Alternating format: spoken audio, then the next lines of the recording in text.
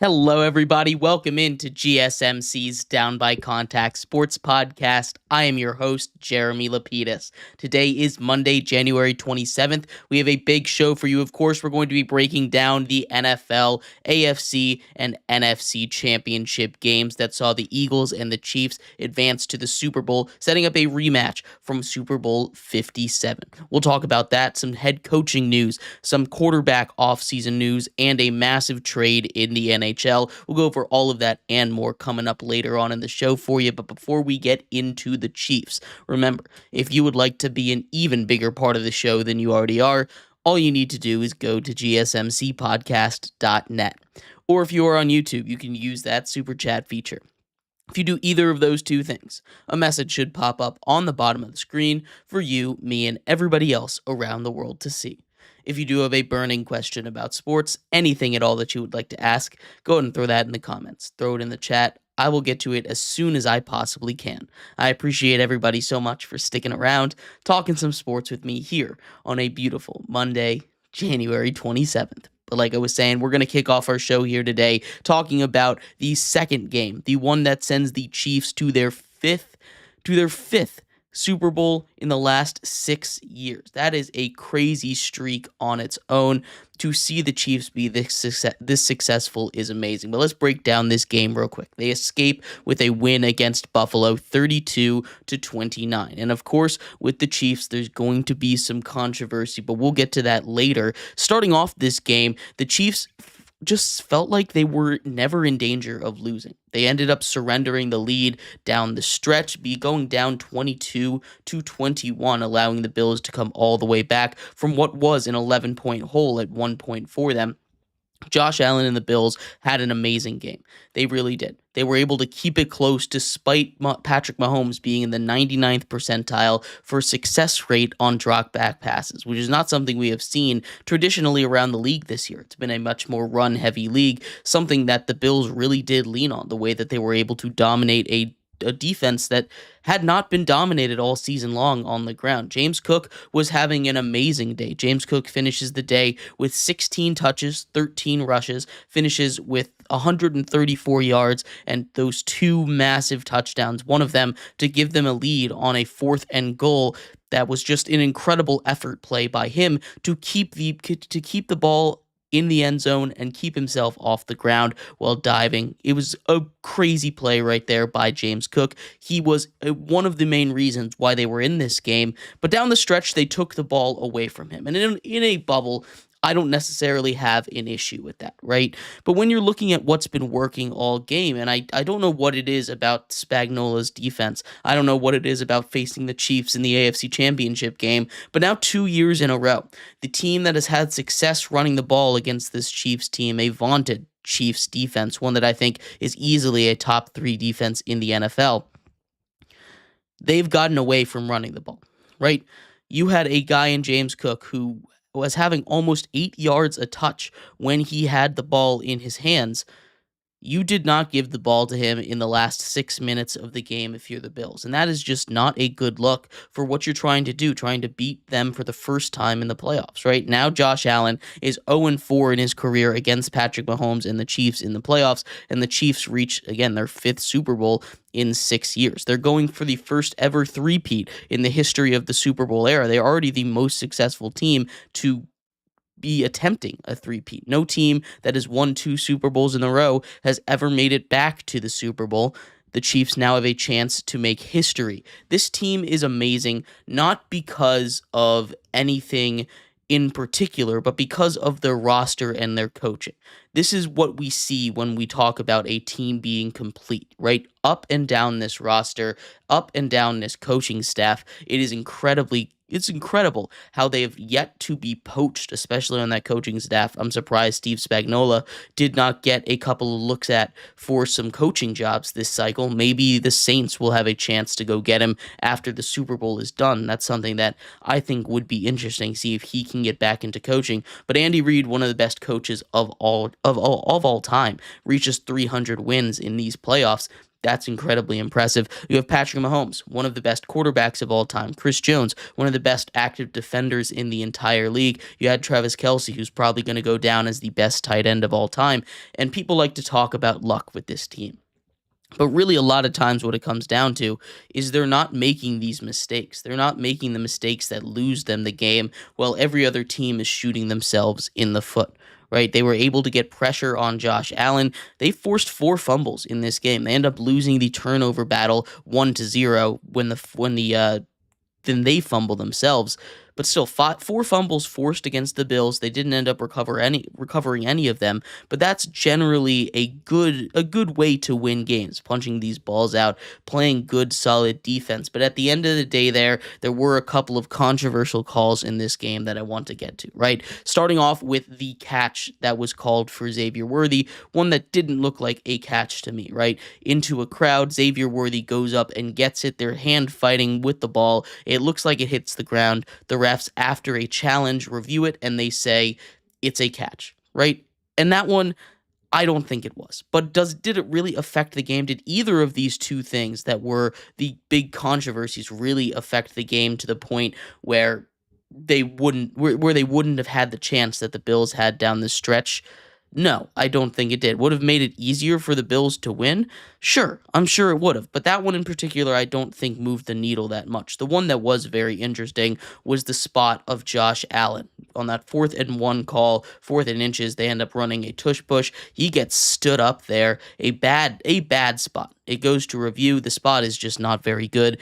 And it's a turnover on downs there. Now, that one I can understand people thinking, that's going to be a bigger deal because that leads directly to a Kansas City touchdown. Patrick Mahomes doing stuff with his legs that he hasn't been able to do all season long. Patrick Mahomes finished the day 18 for 26, almost 70% passing.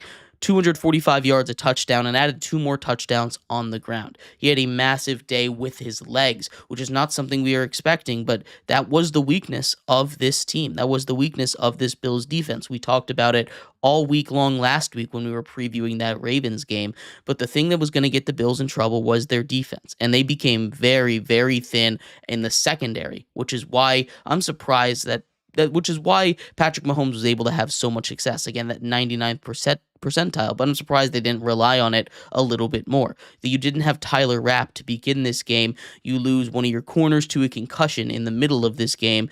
That makes life a whole lot harder for this team that already was by far the worst defense in this matchup. Right? The Chiefs defense, like I said, definitely a top 3 unit, and we've seen the importance of these defenses, right? The Bills defense allowed the Chiefs to get over 30 points for the first time all season. And that seems like a shocking stat, but that Chiefs offense that a lot of times we think of as unstoppable was just playing ball control football a lot of the time. We saw that again in this game, but they were able to, thanks to some short fields, thanks to some special teams plays, they were able to go out there, they were able to get over that 30-point mark, and they were able to find their way to get to yet another Super Bowl. And that's one of the things that I think we need to be applauding this Chiefs team for. Rather than looking for ways to pull them down from their pedestal, we need to look at why this Chiefs team is amazing. And it really is for 2 reasons, right? They're a dynasty, first of all, and the reason they're a dynasty is because of coaching. Andy Reid and what he's been able to instill into this unit. Andy Reid has always been an incredibly successful coach, even in Philly when he had the label of being a playoff choker, or early on in his career with the Kansas City Chiefs, he was labeled as a playoff choker, not being able to get those big wins. Obviously, now that has completely changed with Patrick Mahomes coming in and being as successful as anybody else has been in the history of the NFL to begin their career, right? 7 straight appearances in the AFC Championship game. There has not been a single season where we have where Patrick Mahomes has been the starter and they're not in the AFC Championship game. That's a stat that's only been done once before by Tom Brady, who did it 8 times, and we're looking at a good chance that it's going to happen again. But aside from that, again, that coaching staff is amazing. That's one of the things that I think is being a little bit undervalued here. We've seen a lot more attention on the value of a good coaching staff this season, especially when we take a look at some of the names that have made it this far, right? There's a lot of heat being put on Sean McDermott right now from Bills fans, from people around the media, because he did not have himself a good game and he's been unable to get over the hump. Do I think Sean McDermott is a guy that needs to get the boot in Buffalo? Absolutely not. He's done an amazing job, especially this year with this team. Josh Allen had a great year, but this was a team that lost so much talent in the offseason. What he was able to do to get the Bills here is nothing short of impressive. We can talk about that Dalton Kincaid play down the stretch, and that is the big one, right? He ends up not making the play. I'm not trying to blame it on him. Steve Spagnuolo just draws up a great blitz, one that gets through that Bills offensive line almost immediately, put Josh Allen under pressure. He makes that throw, which most other quarterbacks in the NFL could not have made. And he's able to go out there and he's able to get it to a spot where Dalton Kincaid could make this play, able to keep this game going. Instead, it falls through his arm, and the Chiefs find a way to just run out the clock there. Samaje Perine makes a big play, and he's able to get that first down, put the Bills out of commission, send them packing for the fourth time in 4 matchups in the playoffs. It was a great game. It was one of those that's going to go down as a real missed opportunity for the Bills. But at the end of the day, trying to find reasons for why this team wasn't winning the game, trying to find reasons for why the Bills are unable to do it, a lot more credit just needs to be given to this Chiefs team. And I have not been seeing that a lot as we look around social media today. They've been trying to blame things. They've been trying to put up conspiracy theories. And that's fine if you want to joke about it, I guess. But if you're being completely serious about it, it's just a non-factor. This Chiefs team is amazing. They have all-time talents at multiple positions, and that coaching staff is one of the best in all of the NFL. And that's why it seems like they can't win. That's why they have that devil magic around them, right? That's why that narrative has been given to them. But they've been playing their best football right now. They've been playing their best offensive football of the season down the stretch here, which I think is something that's really impressive ever since a guy like Hollywood Brown came back, giving them more weapons, giving them the more ability to go out and stretch a defense thinner than they had earlier. Hollywood Brown, since he's been out there, that Chiefs offense has had a noticeable uptick in scoring. And I think they're getting hot at just the right time for the Super Bowl. They have a knack for doing that. But they went out there and they were just simply the better team. The Bills didn't really feel like they had a shot there. Now, they obviously did, but it always felt like the Chiefs were going to find a way to come back and win this game. The Bills lost this one. Chiefs just won. And there's no other conspiracy theory there. But let me know what your thoughts were. I'd love to hear it. We're going to take a quick break here. When we come back, we turn our attention to the other game, the NFC Championship game that saw the Eagles historically dominate the Washington Commanders. We'll talk about that and more coming up next here on GSMC's Down by Contact Sports Podcast. I feel like I'm losing my mind. Is everybody in the world blind? Please, Lord, give me a sign, a sign. I feel like I'm losing my mind. Is everybody in the world blind? Please, Lord, give me a sign, a sign. I wanna be the greatest. Everybody on the fake shit. I look around and feel like everybody is the fakest. I make this every day and I'm impatient, hoping one day I blow up from the basement. Statement, the top is so vacant. I don't hear shit that I think is amazing. Waiting for my day when I'm playing. Sold out shows for 1,000 faces. Hey, give me that crown. Get in my way and to be put down. It ain't replaced all this my sound. If I want that shit, then I'll get it right now. I'm losing it, the noose it fits. I'm losing shit, a stupid myth. You choose to live or choose to dip. You choose to fight or lose your grip and lose a gift. Oh, I feel like I'm losing my mind. Is everybody in the world blind? Please, Lord, give me a sign, a sign. I feel like I'm losing my mind. Is everybody in the world blind?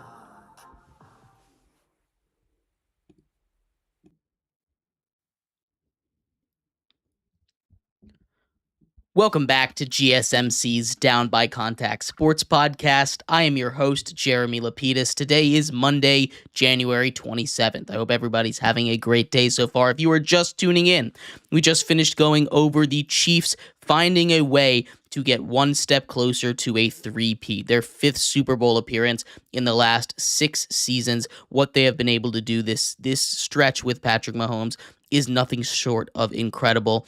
give them all of their flowers. In this segment, we turn our attention to the other football game that took place yesterday, the NFC Championship. The Eagles had put a historic beatdown on the Washington Commanders. We'll talk about how we got there, what happened in that game, and much more. But before we do, remember, if you would like to be an even bigger part of the show than you already are, all you need to do is go to gsmcpodcast.net. Or if you are on YouTube, you can use that super chat feature. If you do either of those two things, a message should pop up on the bottom of the screen for you, me, and everybody else around the world to see. If you do have a burning question about sports, anything at all that you would like to ask, go ahead and throw that in the comments. Throw it in the chat. I will get to it as soon as I possibly can. I appreciate everybody so much for sticking around, talking some sports with me here on a beautiful Monday, January 27th. But like I was saying, we are going to get into the second NFL game.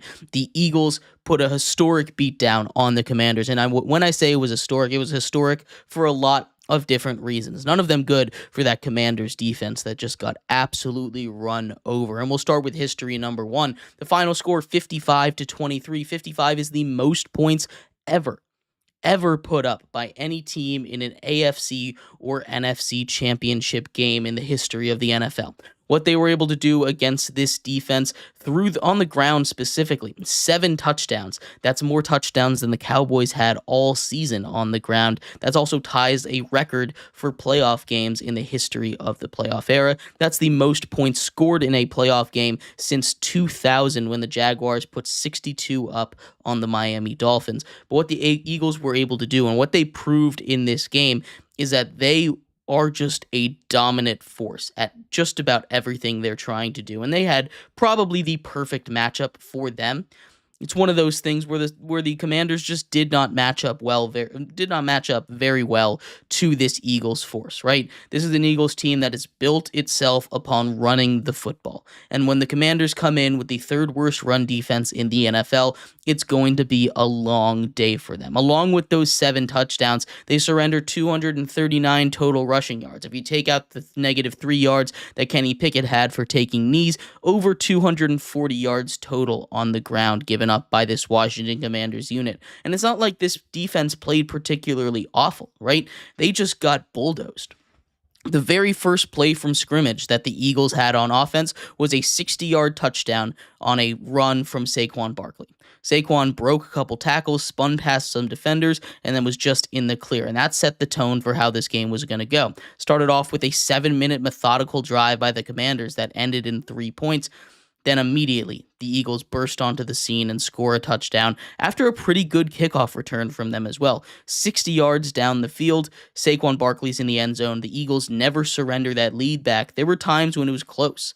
The Commanders were able to make it a 2-point game when it was 14-12. They were able to make it one-possession games multiple times when it was 12-20, right? They were able to keep this game close.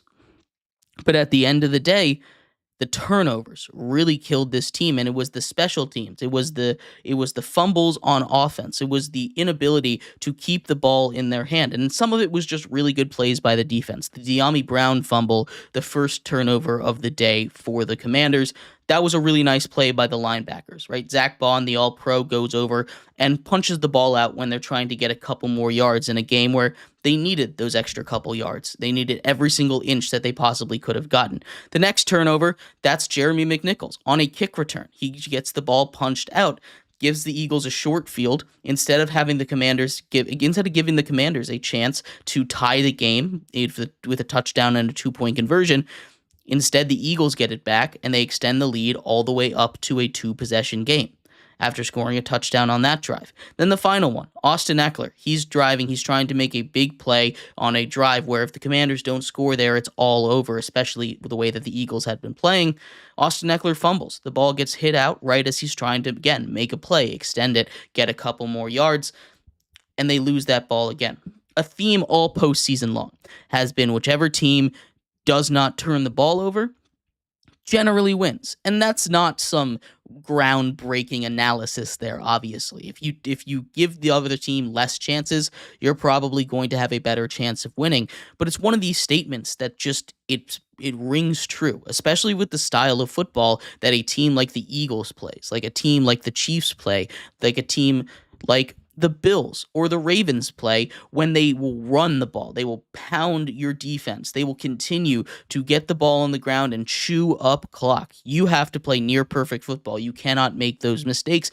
And Jaden Daniels, to his credit, played a really good game. Jaden Daniels had that one interceptions in desperation mode in a place where Terry McLaurin almost made a great catch. Quinion Mitchell ends up coming down with it, which was a crazy play in its own right? That is not something that I'm going to put too much on a guy like Jaden Daniels for, but at the end of the day, Saquon Barkley, 3 rushing touchdowns on 15 carries. His first 2 touches of the game both went into the end zone. As I mentioned, that one for 60 and then one for 4 as well. 118 yards on the ground. You had another 3 touchdowns from Jalen Hurts, a really odd sequence in this game where the Eagles had a goal to go situation, and Commanders linebacker Frankie Louvu decided, hey, I'm not going to let them tush push. I'm going to try and guess the snap count. He goes offsides 3 times in a row, and then the refs make a warning. Hey, if you do this again, we're just going to award a touchdown. That's under a rule called the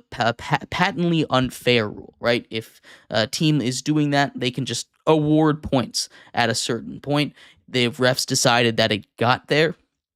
And ultimately, Jalen Hurts gets into the end zone for one of his 3 rushing touchdowns of the day. He had 4 total touchdowns, including a passing touchdown to A.J. Brown, who had a huge day against Marshawn Lattimore. That was the big move that the Commanders made at the trade deadline to go and shore up a defense that was not very good, as we saw in this season. This is a Commanders team that is going to be probably the worst version of themselves. You have a rookie in Jaden Daniels. He's only going to get better, which is a scary thing to think about. You have a defense that is bottom 3 defensively against the run, not much better against the pass, sitting somewhere around 20th overall in scoring defense. This is a Commanders team that will get better. They have a lot of cap space. They're going to be able to draft a couple guys, and this is a team that's going to continue to develop, right? Marshawn Lattimore came in. He's got a couple more years in Washington. He's come in injured, and he's had to go up against some of the toughest receivers in the sport. Some big physical guys like A.J. Brown, like Mike Evans throughout this playoff run, and he's done a good enough job, not a great job, but the rest of this Commanders defense just is not up to snuff. This is a Commanders team that, like I said, will continue to get better. And this is an Eagles team that's just going to be dominant. Now you get a powerhouse of a matchup. You get the 2 best teams in football, the Eagles and the Chiefs, going at it. And one of the things that the theme of this season has been how important defense is, right? You're not getting these teams that are offensive juggernauts. As much as the Eagles just did against this Commanders team, they're not putting up 50 points a game. They're not like the Lions, who were averaging 33 points a game on the season. This was an Eagles team and a Chiefs team that has won by playing good, smart football, not making mistakes. This is an Eagles team and a Chiefs team that has won relying a lot on their elite defenses. The Chiefs, I think, have the second best defense, and the Eagles, I think, have the best defense in the league. This is going to be a huge, huge matchup of just whichever one of these defenses can hold the longest, because they're going to get their licks in, right? Both of these teams play a very physical brand of football, both the Eagles and the Chiefs. And I cannot wait for 2 weeks from now when we get to see what a lot of people weren't excited for when we looked at the final 4 teams for potential playoff Super Bowl matchups. But I think at the end of the day, this is the best matchup out there. If the Commanders went in, they were going to get dog walked by the Chiefs or the Bills. Being completely honest with you, we saw that against the Eagles. If the Bills went in, they could make it a game, but we've also seen them get shut down by some defenses in the past, and I don't think the Eagles would have had too much issues going up against this team. They were able to take down the Ravens and shut down their game pretty easy, so I think maybe that one could have been a little interesting. But I think we got what will end up being the best matchup, a rematch from Super Bowl 57. This one should be good. Both of these teams have improved since then, especially on that defensive end where we saw a fireworks show last time out. This time, I think it'll be a little more calm, a little more normal scoring game. But let me know what you thought of this Eagles game, a historic beatdown for them against the Commanders. I'd love to hear your thoughts. We're going to take a quick break. When we come back, the Cowboys have found their next head coach. They promoted former offensive coordinator Brian Schottenheimer to be their next leading man. We'll talk about that hire, give it a grade, and much more coming up next here on GSMC's Down by Contact Sports Podcast. Looking for your daily fix of sports talk without having to pay for it? GSMC Sports Network is available on YouTube. Just search GSMC Sports Network. Get your fix of daily sports talk shows on YouTube. Absolutely free. NFL, college football, NBA, MLB, MMA, UFC, fantasy football, and so much more. GSMC Sports Network has shows running all day long, with new sports shows starting every 2 hours. Just like on your favorite cable sports channel, except GSMC Sports Network is absolutely free. Just search GSMC Sports Network on YouTube to catch one of your new favorite shows, like the GSMC College Football Podcast, Chip Shot Football Podcast, Hoops and Heels Women's Sports Podcast, GSMC Basketball Podcast, and so many more. Check it out for yourself.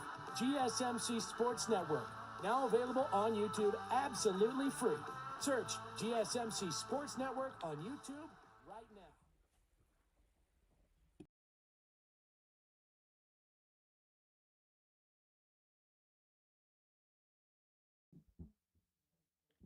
Welcome back to GSMC's Down by Contact Sports Podcast. I am your host, Jeremy Lapidus. Today is Monday, January 27th. If you were just tuning in, we just finished going over the results of the AFC and NFC title games that took place last night. In this segment, we turn our attention to the big news out of the coaching carousel. The second to last coaching hire has been made as the Cowboys find their next leading man, Brian Schottenheimer, the former offensive coordinator of those Dallas Cowboys. We'll talk about that hire, whether or not it was a good decision, and much more coming up in just a second. But before we do that, remember, if you would like to be an even bigger part of the show than you already are, all you need to do is go to gsmcpodcast.net. Or if you are on YouTube, you can use that super chat feature. If you do either of those two things, a message should pop up on the bottom of the screen for you, me, and everybody else around the world to see. If you do have a burning question about sports, anything at all that you would like to ask, go ahead and throw that in the comments. Throw it in the chat. I will get to it as soon as I possibly can. I appreciate everybody so much for sticking around, talking some sports with me here on a beautiful Monday, January 27th. But like I was saying, we are going to get into the third segment of our show. Brian Schottenheimer named the next head coach of America's team, the Dallas Cowboys. They go out there, and after a weird situation under Mike McCarthy, they seem to settle for a Mike McCarthy light, for lack of a better term here, right? Brian Schottenheimer was brought in as the offensive coordinator to replace Kellen Moore, a guy that Jerry Jones had asked them to keep around after the last administration, the last coaching staff, because he liked Kellen Moore. And I don't blame him. Kellen Moore is a guy, one of those offensive gurus that has been highly touted around the league. He now takes the Eagles to a Super Bowl as he's the offensive coordinator over there under Nick Sirianni, right? This is a team that has done really well with and without Kellen Moore, but instead the weird situation surrounding head coach Mike McCarthy, right? Mike McCarthy is supposedly supposed to be kept on. They're talking about a deal. Everything falls through for some reason or other. The Bears ask to go and interview Mike McCarthy. Mike McCarthy gets the no from the Cowboys, and the Bears are not allowed to interview him. But then his contract runs out, and it puts them a little bit behind the eight ball. They're not going to be able to get those top-tier guys. They're not able to get a guy like Mike Vrabel, who had already been hired. Ben Johnson, basically already been hired, was going to go to one of the two or three places that had already gone and decided, hey, we're going to hire him if he decides to bring us in. This is an interesting move by the Cowboys, and it feels like a lateral or even a downgrade. Brian Schottenheimer is a guy that has no head coaching experience. As Jerry Jones pointed out in his press conference, he was talking about, hey, I'm taking risks here. This guy has never been a head coach in the NFL. So give me a break here, basically, is what he was saying to those reporters. But Brian Schottenheimer isn't a guy that inspires a lot of confidence in me.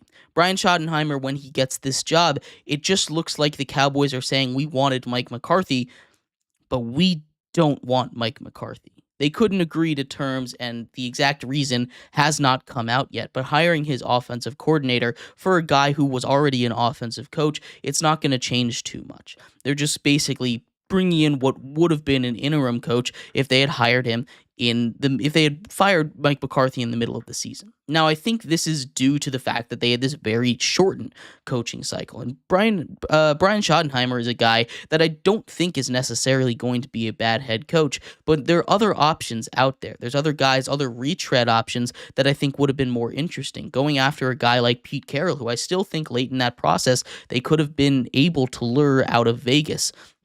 Instead, he goes over there. There's a bunch of guys that I think would be more interested in this Cowboys job because it's not a bad job, right? And I think the fact that they're stuck or they settled for Brian Schottenheimer might key into where that organization is heading right now. They don't have a lot of cap space. They don't have a great draft pick.'They're locked into Dak Prescott and a lot of those other stars. If you don't think you can build around that, if you don't think you can build this team despite its huge market, despite its huge market share, it's not going to be a super desirable coaching job. And I think that's what we saw, despite, again, this being America's team. Overall, this is not a very inspiring hire. This is one that I look at, and I'm looking at a team that had a very disappointing season. Blame injury, blame coaching, blame whatever you want. At the end of the year, those guys were really rallying behind Mike McCarthy. You let him go just to bring on the offensive coordinator who was already in the building. I don't see that working out too well for the Cowboys. And that's not to say that Brian Schottenheimer can't be a good head coach. That's not to say that he couldn't work out somewhere else. But when your general manager / owner is in the introductory press conference calling your new head coach a career assistant, a career coordinator, it's not a good sign. It's not a good start to his tenure over there, and he could prove me wrong because he is a guy that's been around the league for a very long time. He's a guy that has these relationships, is already in that building. They don't need to establish a new culture, but kicking out the head honcho just for the second in command doesn't make a lot of sense to me unless Jerry Jones wanted to save a buck or two. And at that point, it's just not worth doing. Overall, I'm going to give this one a C-.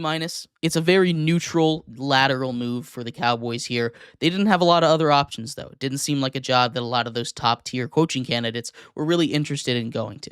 But let me know what your thoughts are. I'd love to hear them. We're going to take a quick break. When we come back, we turn our attention to the Pittsburgh Steelers. The Steelers had their end-of-season press conference today. Art Rooney, the owner of the Steelers, talked a little bit about the team's future in the quarterback position. We're going to talk about that, what he said, and much more coming up next here on GSMC's Down by Contact Sports Podcast.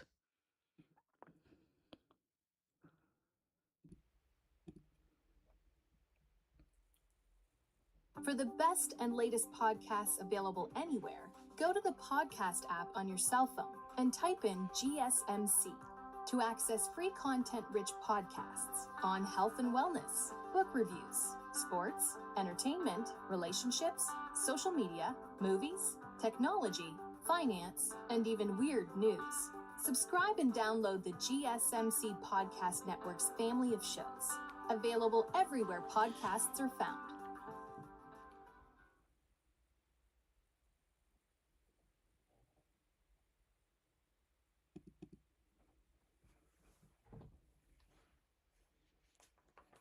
For the best and latest podcasts available anywhere, go to the podcast app on your cell phone and type in GSMC to access free content-rich podcasts on health and wellness, book reviews, sports, entertainment, relationships, social media, movies, technology, finance, and even weird news. Subscribe and download the GSMC Podcast Network's family of shows, available everywhere podcasts are found.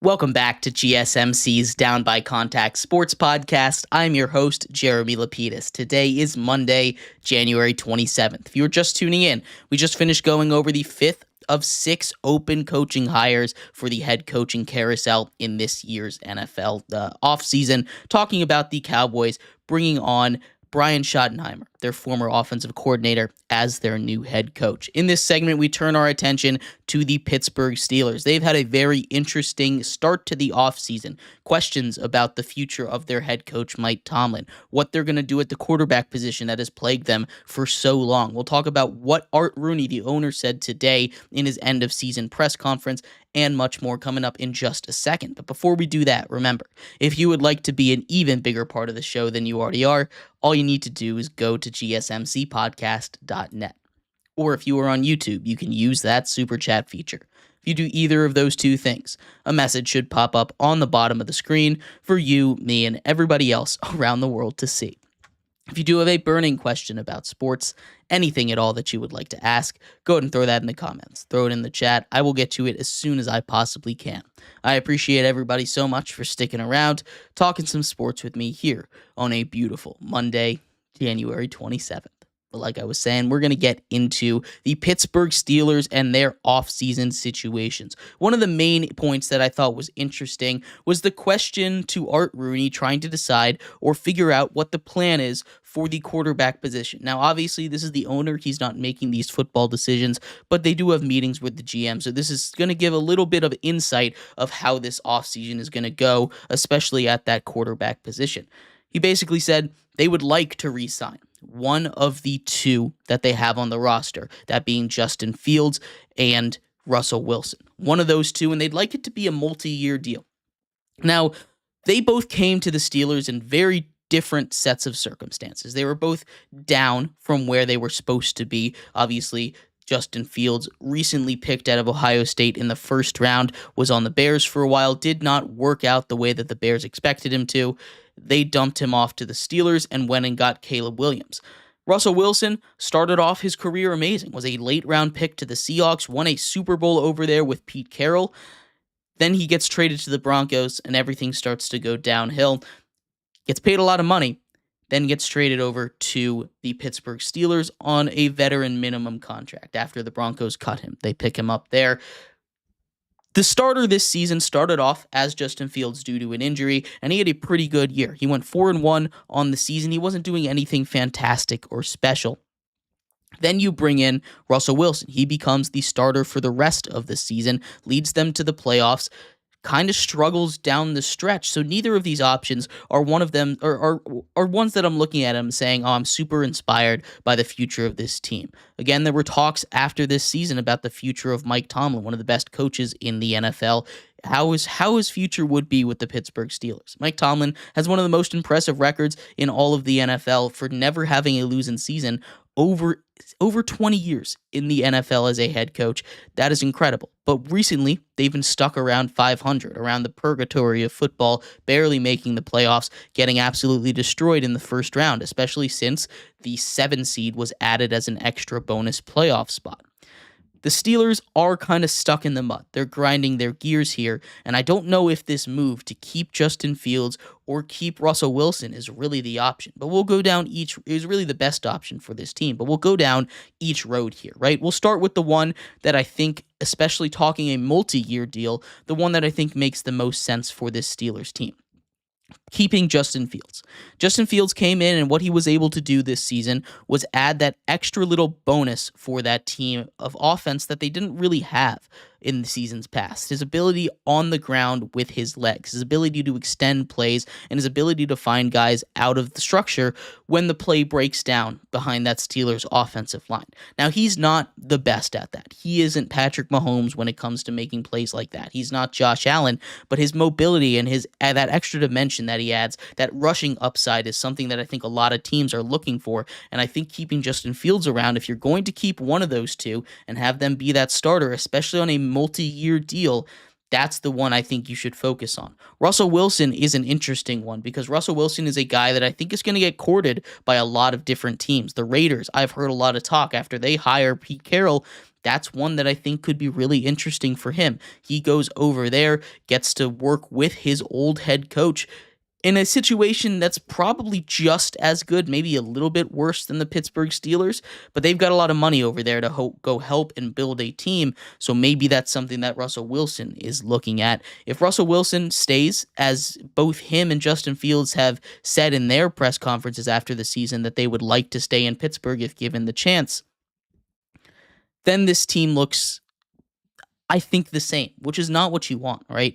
This team needs a shakeup at the quarterback position. I think if the Steelers are going to continue down this track, the fans are going to continue to be unhappy, right? They'll have success. Mike Tomlin will coach this team with how good its defense is. They'll coach this team to a winning record, to potentially a 7 seed in the playoffs, but it's not going to be anything that really leads to long-term success. It's not going to be anything that you take a look at and you say they've done a really good job this offseason. I think this offseason is really crucial for them. We've seen this little tepper of a chant to get Mike Tomlin out of the building start to grow and grow and continue to grow until now we're getting a lot of public sentiment. Some of these big networks, ESPN, some of these personalities on there are saying you need to let Mike Tomlin go. And I don't necessarily think it's going to be a bad thing for Mike Tomlin if they let him go, because he'll land on his feet. He's got a really good reputation. He'll go find another job. But for the Steelers, I think it would put them into a tailspin. They've done a really good job of finding head coaches. You're not going to find a guy like that just super easy, right? But if you continue to spin your wheels, you continue to stay stuck in the mud with this quarterback situation, it's not going to get any better. In fact, it's only going to get worse. They've been trying their best keeping that defense intact, and they have the money to spend, but I think now is the time that they go out there and they make a big splash at the quarterback position. Whether that means keeping Justin Fields and also going out and getting someone, whether that be later in the draft, getting a guy like a Jackson Dart, or whether that be in free agency, trying to target a guy like Kirk Cousins if the Falcons do decide to cut him, or maybe even trade for him. Maybe they go out and give a chance to Aaron Rodgers, get these veteran quarterbacks, and I know that doesn't seem like the table for them, but they need something that will really move them forward rather than keep them stuck here. I think the move for them is probably going to be to re-sign Justin Fields, give him that 3-4 year deal, not super huge money, so it's not going to be a huge investment. But then I would like them to go draft a quarterback. If they're going to continue to just roll out Justin Fields as their starter and say, that's good enough, which it'll be good enough. But at the end of the day, these players are getting older, right? The guys that are pushing them to this successful winning season every year, they're getting older. They're not going to be able to stay in the NFL at this shape forever, right? You need to be able to go get that guy that you can rely on. Go get the next Big Ben in Pittsburgh. Go get someone that can go out and win your team a Super Bowl. Because as it stands right now, this team with this quarterback situation is not winning a Super Bowl. And they really are a team that's a quarterback away. We talk about it all the time. The Jets are a quarterback away. The Broncos were a quarterback away. The Steelers are a quarterback away. But this is a team that truly is a quarterback away with how talented the rest of this roster is. And I hate to see talent get wasted like that. I think they need to make a big swing. This is probably not the draft to do it, but go and make a swing in this draft, either a late round or potentially next year if the same things happens. They go out and they trade up, trying to make a big trade, trying to get into the top 10 to potentially get their quarterback of the future. Not this year, because there really isn't that guy this year, but next year potentially, depending how the draft falls out. But I'd love to hear your thoughts on this. Who do you think the Pittsburgh Steelers are going to go with? Do they take a risk and swing on Sam Darnold potentially? Someone that just had a huge season over there in Minnesota. I'd love to hear your thoughts. We're going to take a quick break here. When we come back, we finish off our show with some news from the NHL. A massive trade has just taken place between contenders. Not something we see too often. We'll talk about what that was and what it means for those two teams at the top of their respective leagues. We'll be right back here on GSMC's Down by Contact Sports Podcast.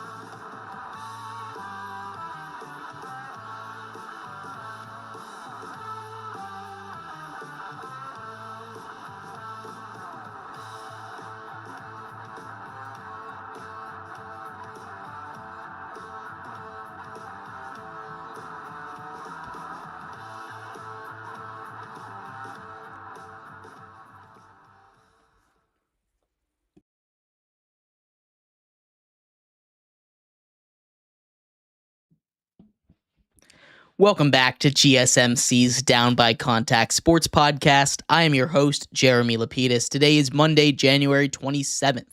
If you were just tuning in, we just finished going over what the Steelers' future quarterback might look like this offseason. In this segment, we turn our attention to the NHL. That season is just over halfway done at this point, and the first massive trade of the trade deadline has occurred. Mikko Rantanen and a couple of other players have been traded to the Carolina Hurricanes from the Avs and the Blackhawks. A massive trade from contenders at the top here. We'll talk about how that affects everyone in the league going forward from this blockbuster surprising trade. But before we get into that, remember, if you would like to be an even bigger part of the show than you already are, all you need to do is go to gsmcpodcast.net. Or if you're on YouTube, you can use that super chat feature. If you do either of those two things, a message should pop up on the bottom of the screen for you, me, and everybody else around the world to see. If you do have a burning question about sports, anything at all that you would like to ask, go ahead and throw that in the comments. Throw it in the chat. I will get to it as soon as I possibly can. I appreciate everybody so much for sticking around, talking some sports with me here on a beautiful Monday, January 27th. But like I was saying, we're going to talk a little bit of hockey here. It's been a while since we talked about hockey, probably since the beginning of the season, but a major blockbuster trade has just taken place in the NHL, right? The Carolina Hurricanes, second place in the Eastern Conference, and the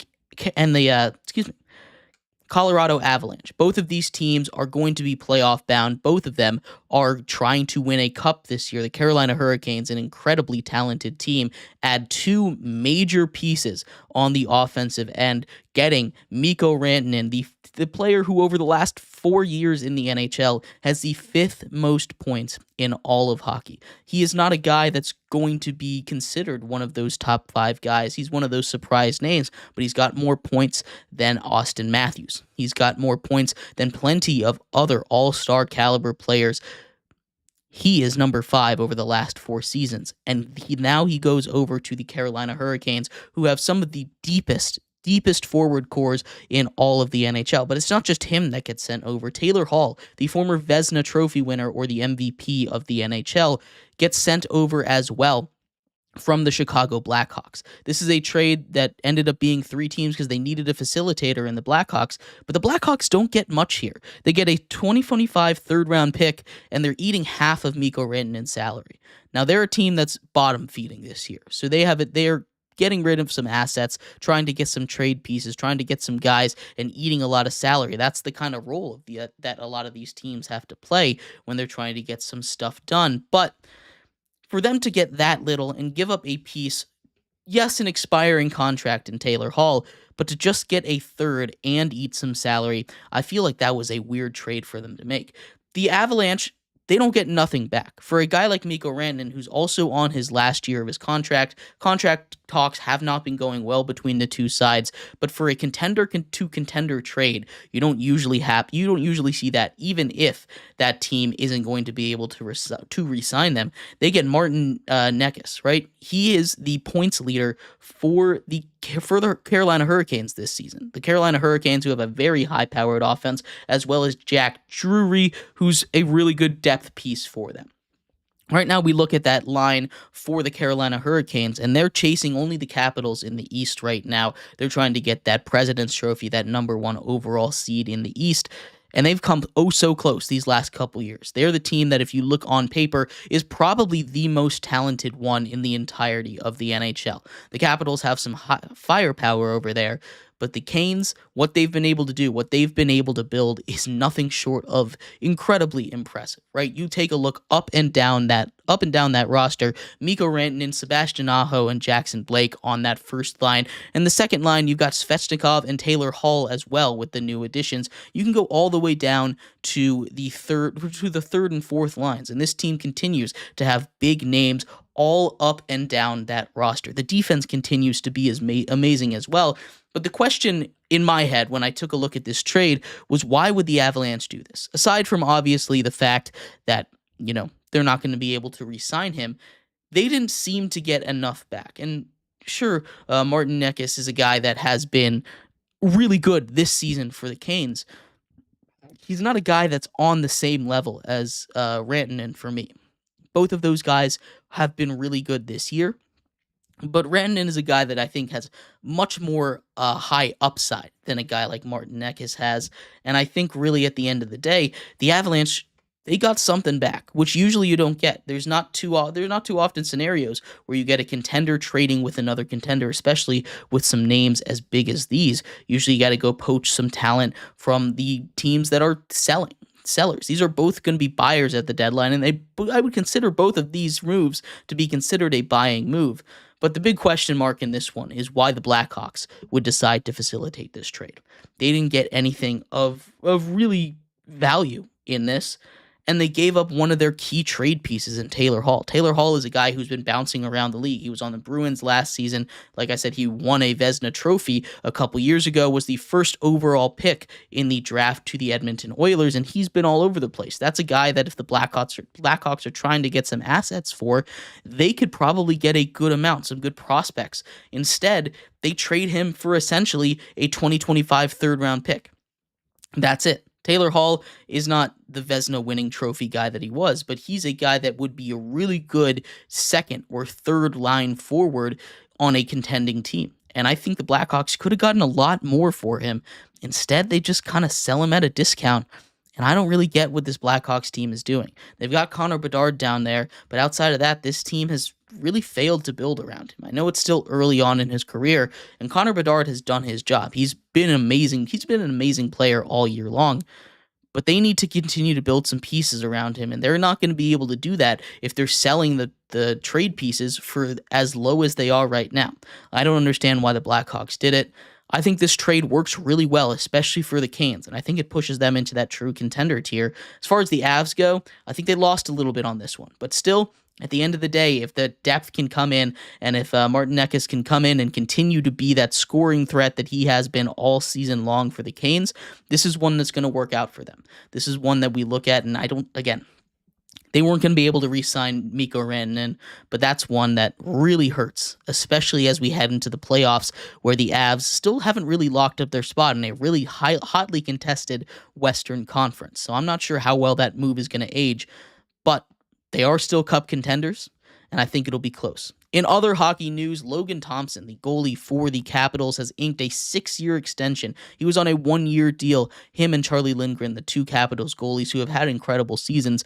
But what Logan Thompson has been able to do after coming over from Las Vegas, winning a Stanley Cup over there, has been incredible. He's been one of the better goalies in the league. He had 2 shutouts last week, and he was the goalie of the week. He's currently in that goaltender of the year conversation, and the Capitals locking him up is huge. This is a team that barely snuck into the playoffs last year, but thanks to goaltender play here in this season and a resurgent offense and a lot of young guys that have come in and some moves that they've made this offseason, Capitals currently are in control of that President's Trophy, the best record in all of the NHL. So we'll see what ends up happening. Overall, these moves, I think, work for almost all the teams involved.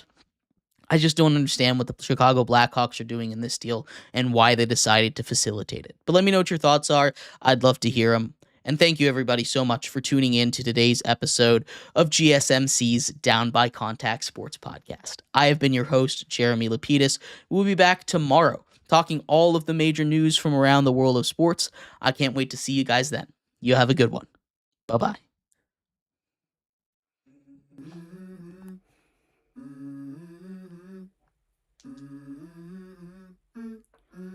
Let's go. I wake up to a little bit of drool on my pillow, feel like it's gonna be a bad day. Yeah, I'm tired of shit, and the coffee ain't hit yet, damn, ain't that great.